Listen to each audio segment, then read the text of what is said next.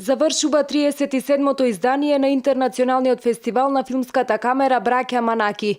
На свеченоста на светски познатиот кинематографер Федон Папамихаил ќе му биде врачена специјалната Златна камера 300 за особен придонес во светската филмска уметност, а на познатиот британски продуцент Сајмон Пери, Друштвото на филмски работници на Македонија ќе му ја додели наградата Голема звезда за исклучителен придонес за македонската кинематографија. Веднаш посвеченото доделување на специјалните признанија ќе бидат објавени и добитниците на наградите Златна, Сребрена и Бронзена камера 300, а после тоа ќе биде прикажан македонскиот филм Златна петорка во режија на Горан Тренчовски. Се работи за возбудлива, емотивна, трогателна, би рекол, драма која што на некој начин тангира еден период од 51-та година, едно помалку експлоатирано тематско подрачје во нашата кинематографија, периодот кога се ликвидирани петмина млади студенти, симпатични интелектуалци кои што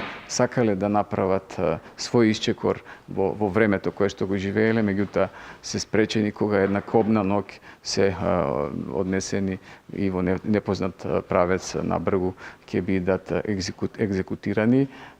Целиот процес околу нивната ликвидација отвораше многу расправи, многу перипетии, нели, со години назад, со децени назад. Јас се имав таа задача од филмски аспект да ги скомбинирам сите тие ракурси, сите тие значења и рефлексии, да го надградиме во она уметничка смисла и да направиме една драма, една човечка драма со сите своји доблести и пакости. Филмот Златна петорка по премиерата во Битола ќе биде емитуван во официјалната селекција на Интернационалниот филмски фестивал Реинденс на 29 септември во Лондон.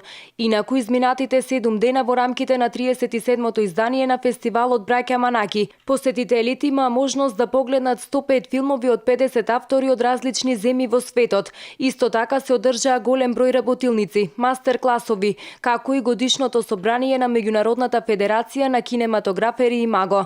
Посебно внимание предизвика премиерата на македонскиот филм Ослободувањето на Скопје во режија на познатиот Раде Шербеџија, како и присуството на оскаровецот светски познатиот кинематографер Џон Сил, добитник на наградата за животно дело Златна камера 300.